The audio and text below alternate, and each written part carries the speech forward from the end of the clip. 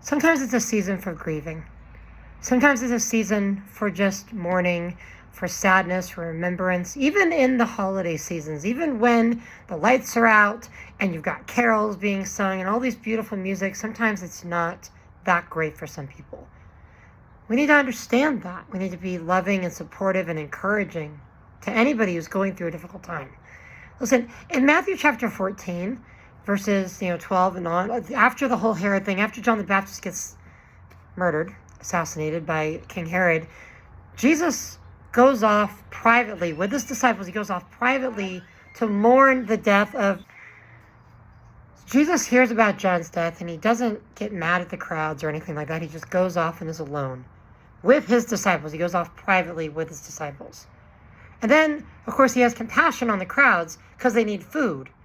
In the other Gospels, we also see this whole feeding of the 5,000 plus men and women and children and all that.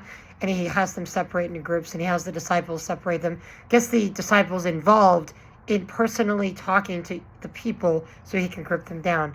It's a whole amazing passage about what Jesus can do with very little, miraculously providing food for this large crowd.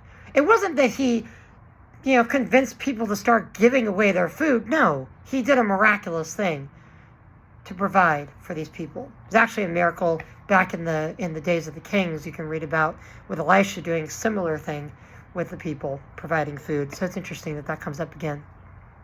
But let's just remember what people are going through this time period, this time of year, okay? Just like Jesus, he took time to mourn his friend, John the Baptist. We need to be there for one another.